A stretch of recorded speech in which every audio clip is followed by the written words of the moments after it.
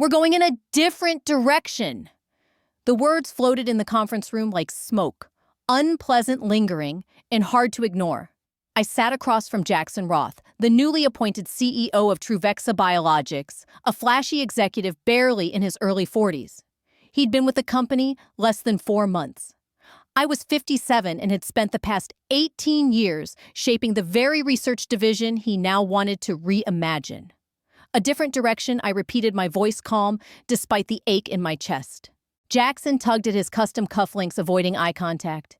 The board believes the research team needs bold, forward-thinking leadership. Fresh perspectives, fresh. That stung.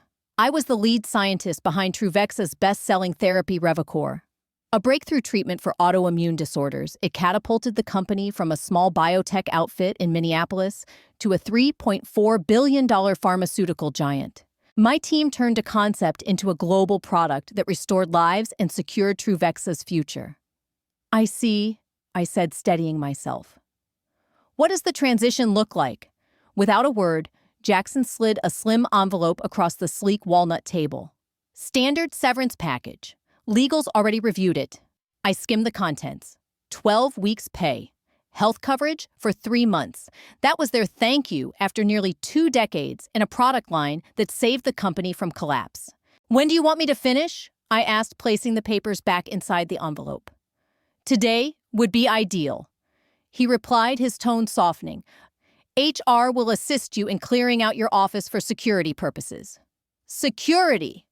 As if I were some kind of threat. I nodded once. That won't be necessary, I said.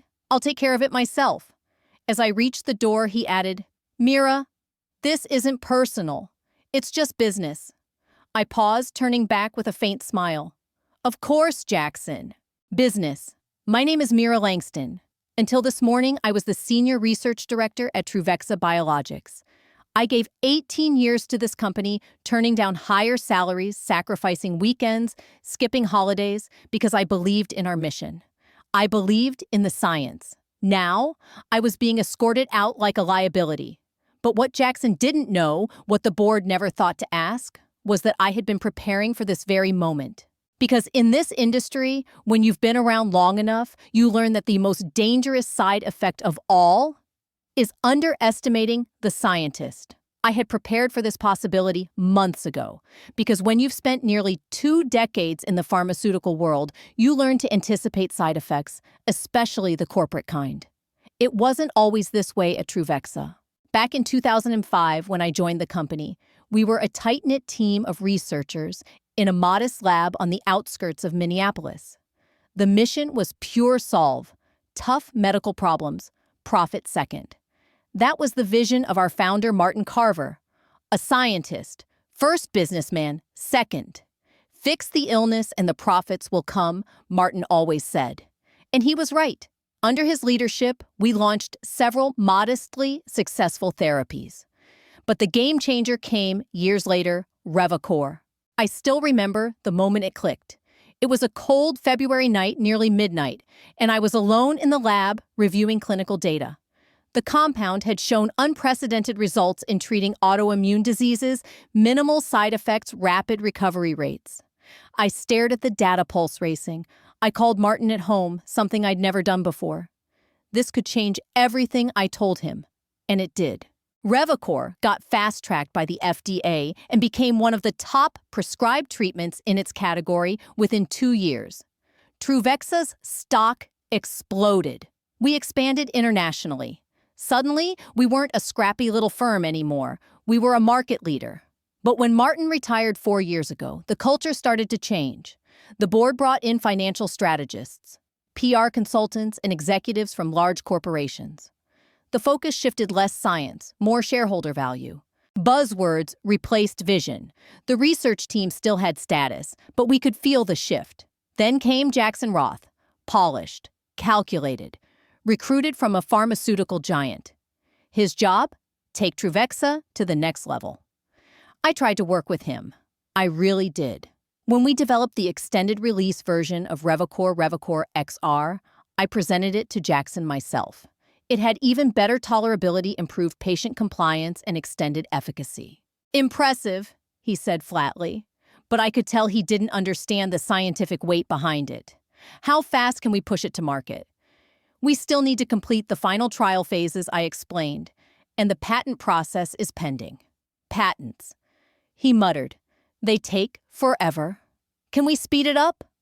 Our legal team has been reviewing it, but it's been stuck on their desks for months. That conversation should have raised alarms. A week later, Jackson brought in consultants to assess efficiency. They asked bizarre questions, made vague comments about restructuring. That's when I called my attorney, Danielle Harper. Something's off, I told her. I've got $1 billion drug in development, and they're treating me like a temp. Let's talk about options. Danielle said, her voice calm but serious. There are ways to protect yourself and your work. Danielle Harper didn't sugarcoat things. That's why I trusted her. Truvexa technically owns anything you develop while employed, she continued. That's standard in pharmaceutical contracts. I know, I replied, stirring my coffee slowly. We were sitting in a quiet cafe about 30 miles outside of Minneapolis, far from the Truvexa campus. But their legal team's been stalling the Revacor XR patent paperwork for months. Danielle raised an eyebrow. That's either gross incompetence or deliberate strategy. Neither is good for you. So what can I do? Let's start with your employment contract. Any clauses about intellectual property ownership, I'd come prepared. I handed her a copy across the table. She flipped through it, pausing midway. Her brow furrowed slightly. Here, she said, tapping a highlighted section. It says, Truvexa owns all inventions developed using company resources or during company time. Exactly, I sighed. So it's all theirs. Not necessarily, she countered. Have you done any work on Revacor XR outside the office? At home, on weekends or nights, I leaned back. All the time. I've got a home lab. I've spent countless nights tweaking molecular models and refining formulas long before bringing anything to the official lab. Danielle gave a half smile. And I assume you documented it? Time-stamped files, lab notebooks. Of course. I'm a scientist. I document everything. Then we might have something, she said, leaning in. If the core conception and significant development happened outside company time using personal resources, you may have grounds to file a competing patent. But the clinical trials and final stages were done at Truvexa, I reminded her. Yes, but patent law often hinges on who conceived the invention, not just where the testing happened. It's not a slam dunk, but it creates a gray area. And sometimes, she added, a gray area is all the leverage you need. The thought was both empowering and terrifying. Wouldn't this be unethical? Danielle didn't flinch. Is it ethical for them to delay a patent while planning to terminate the inventor corporations, protect themselves all the time? This is just you doing the same? We spent another hour mapping it out. Danielle would help me establish a personal IP holding company and file an independent patent application for Revacor, XR documented, time-stamped, and legally solid. Just in case the company I'd built my life around decided I was expendable. I began documenting every detail of my independent work on the compound, and with Danielle's guidance, filed a provisional patent application through the new intellectual property entity we had set up. If Truvexa followed through and filed their own patent properly, I'd transfer my rights. If not, I had protection. For the next several weeks, I lived a kind of double life. At Truvexa, I was still the composed, focused research director. At home, I was a quiet strategist, logging hours of personal development work on Revacor XR, complete with timestamps, lab notes, and digital backups. When Danielle confirmed our application had officially been submitted to the United States Patent and Trademark Office, I felt a strange mix of relief and guilt. It wasn't an act of defiance. It was a contingency plan I prayed I wouldn't need. A week later, I was summoned to that all-too-familiar conference room. The moment I saw Jackson Roth seated alone with a folder, I knew. It was happening. I cleared out my office with quiet precision. 18 years of breakthroughs, awards, and long nights reduced to 3 cardboard boxes. One by one, members of my team stopped by, confused and heartbroken. "This is absurd," said Ben, my senior researcher. "You are Truvexa." "You'll be fine," I said, forcing a reassuring tone. "The science stands on its own." Just keep pushing the research. He hesitated. And Revacor XR. I wrapped a protective sleeve around my framed doctorate and placed it gently in a box. I'm sure Jackson has plans for it. As I carried the last box out to my car, I passed Jackson walking a sharply dressed young woman through the corridor, my replacement presumably. They were laughing. I nodded politely and kept walking. That evening, I sat at my kitchen table staring at the boxes piled near the door. 18 years gone in one afternoon. I allowed myself a single glass of wine and 30 minutes of silence before calling Danielle. It happened, I said. If you want to hear more powerful stories of resilience and justice that inspire real change, make sure to subscribe and join our community, because your next breakthrough could be just one story away. I'm sorry, Mira, she replied. What's the severance? 12 weeks, that's all. Danielle sighed. Did you sign anything? Not yet. They want me back tomorrow to finalize. Don't sign, she said firmly. And do not mention the patent. The USPTO hasn't published it yet. They don't know. The next morning, I met with HR. The agreement included a sweeping non-compete clause and language that claimed ownership over any related intellectual property. I'd like to review this overnight, I said with a smile. The HR director frowned. Mr. Roth was hoping to close this today. I'm sure he was, I replied evenly. But after 18 years of service, a single day of review seems fair. I forwarded the severance and non-compete agreement to Danielle, who called me back within the hour. Mira? This is worse than I thought, she said, her voice edged with frustration. They're trying to claim rights to anything you might develop in the future, even if it's only loosely related to your work at Truvexa. Can they do that? I asked, swirling the coffee in my mug. They can try, she replied. But we have options. Our patent filing gives us serious leverage.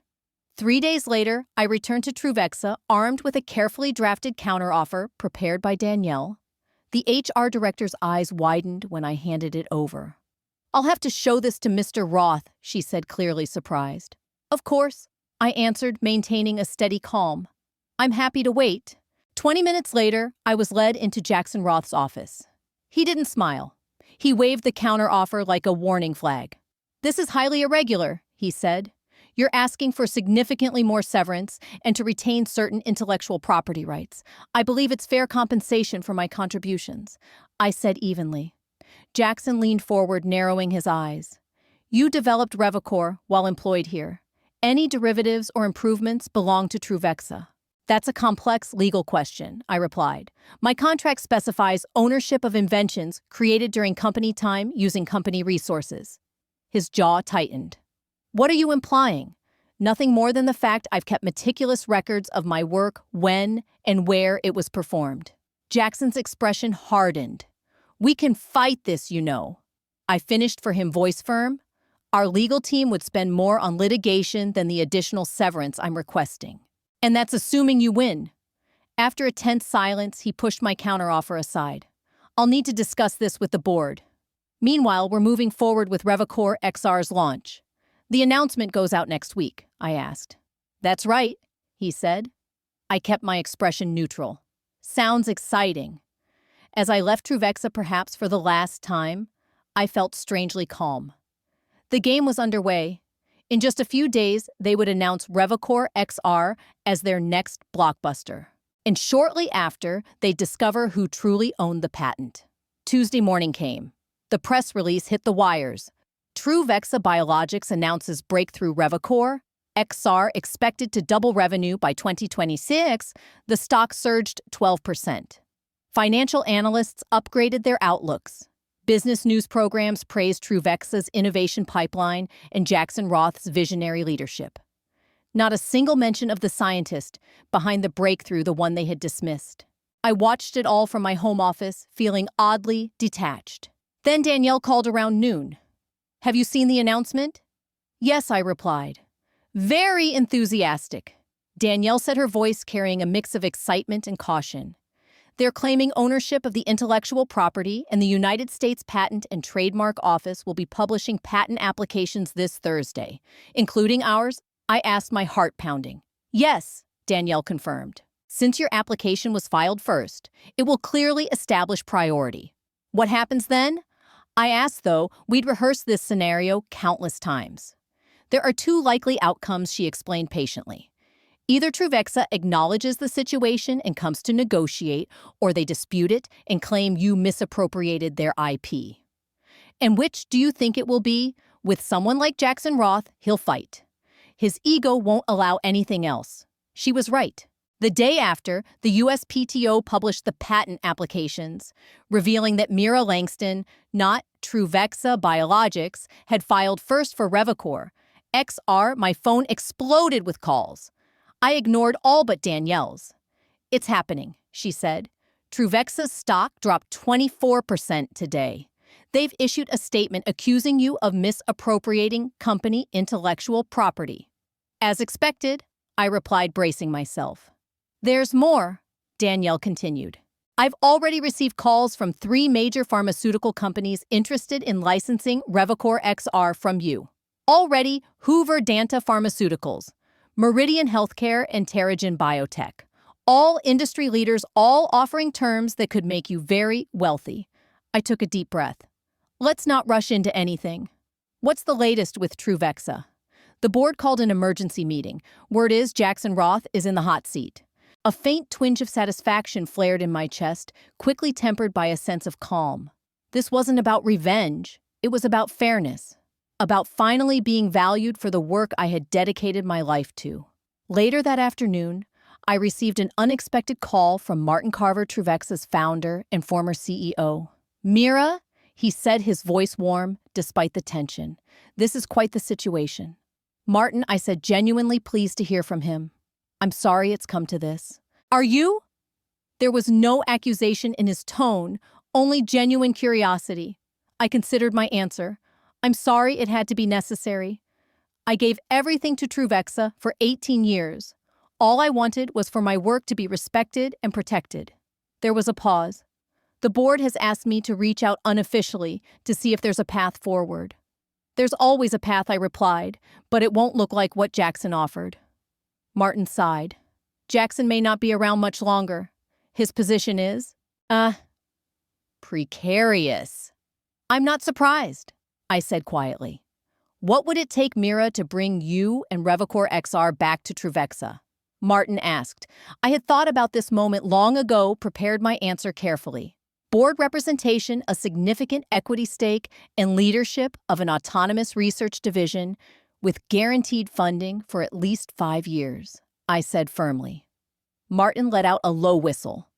You're not asking for small things.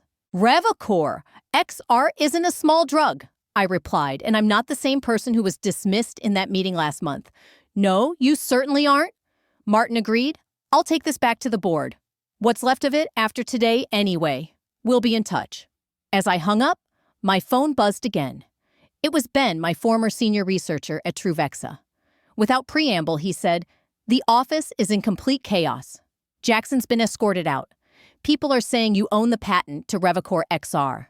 Is it true? He asked. It's complicated, I answered. Not to us, Ben said firmly. The entire research team is cheering for you. Whatever happens next, we're with you. That support meant more than any stock price drop or licensing offer. The following days unfolded like a carefully choreographed symphony. Truvexa's board placed Jackson on administrative leave, pending an internal review corporate speak, for he's done. The stock kept falling as investors questioned the company's future without its next blockbuster drug. Financial news sites ran headlines like patent blunder costs Truvexa billions and how one scientist outsmarted Big Pharma. I kept a low-profile, declining interview requests and steering clear of social media. This wasn't about public vindication. It was about asserting my true value. Meanwhile, offers from other pharmaceutical giants grew increasingly attractive. Verdanta Pharmaceuticals' CEO called personally, offering not just a lucrative licensing deal, but the role of chief scientific officer with full autonomy over a new neuroscience division. We value innovation and the people behind it, he said. What happened at Truvexa won't happen here. It was tempting, very tempting. Then came a formal call from Eleanor Fitzgerald, Truvexa's board chair. Dr. Langston, She began professionally. The board would like to meet with you and your legal team to discuss a resolution to our current situation. I appreciate that I replied. When tomorrow, if possible. This matter requires urgent attention. Danielle and I prepared meticulously, anticipating every possible scenario. When we arrived at Truvexa's headquarters the next morning, the atmosphere was palpably different. Gone was the usual bravado and dismissiveness. In its place was deference, perhaps even a hint of fear. Eleanor led Danielle and me into the boardroom where 8 people waited, the remaining board members, and Martin Carver, who had returned as interim CEO. Dr. Langston, Eleanor began. We find ourselves in an unprecedented situation. The board believes there was a significant error in judgment regarding your departure and the handling of the Revacor XR patent. I nodded, but remained silent. We would like to propose a resolution that properly recognizes your contributions and secures Revacor XR's future. With Truvexa, Eleanor continued. Danielle and I listened carefully as they outlined their offer reinstatement as Executive Vice President of Research and Development, a seat on the board, equity compensation, and a substantial signing bonus. In return, I would transfer the patent rights to Truvexa. When they finished, I glanced at Danielle, who gave me a subtle nod. Your offer shows the board finally understands my value, I said, but it doesn't address the fundamental issues that brought us here. I need guarantees of research autonomy and protection from future leadership changes that could jeopardize the team. What followed was a grueling 3-hour negotiation. By the end, we crafted an agreement that satisfied all parties.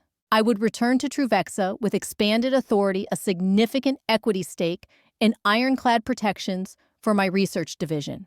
The patent for Revacor XR would be transferred to Truvexa, but with favorable royalty terms for me personally.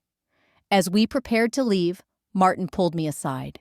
You outplayed us all, Mira, he said, his voice mixed with admiration and regret. I'm sorry it had to come to this. I'm not, I replied honestly. Sometimes we need to be reminded of our worth. I returned to Truvexa the following Monday. Walking through the research division, my team greeted me with genuine smiles and visible relief.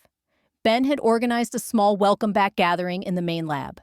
We knew you'd find a way back, he said, handing me a coffee mug that read, "The Scientist Returns."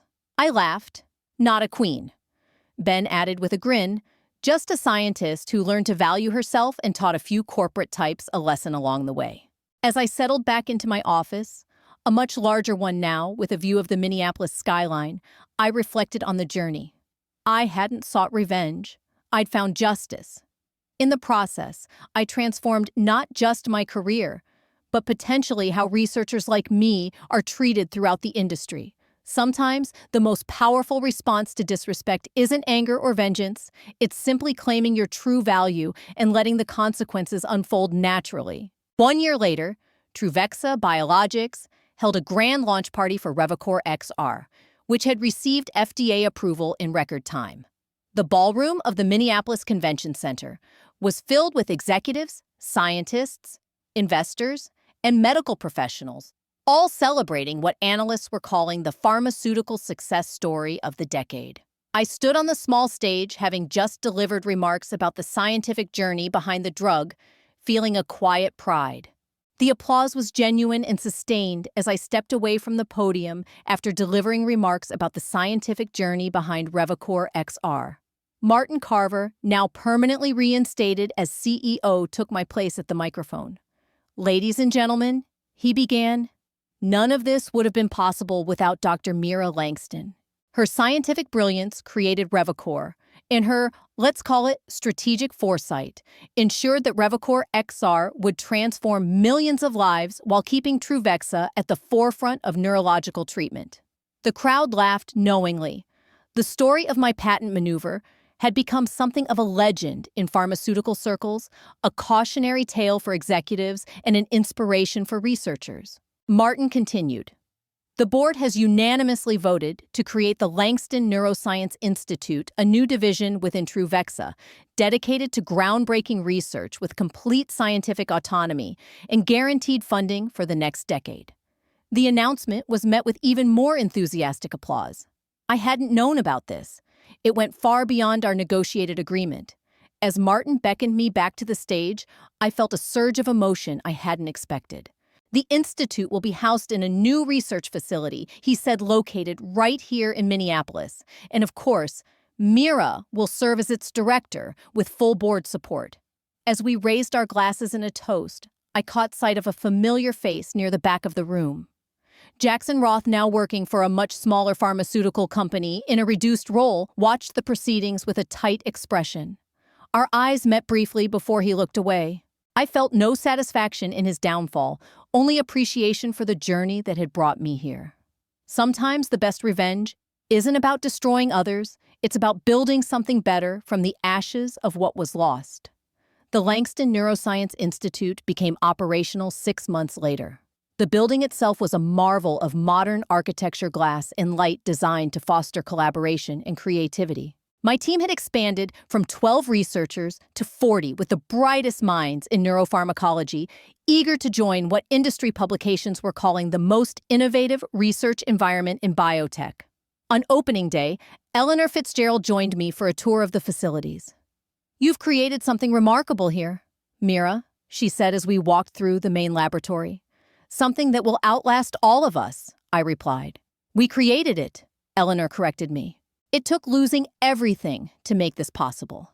She nodded thoughtfully. "The board has learned its lesson. Value isn't just in quarterly reports and stock prices, it's in the people who do the actual work."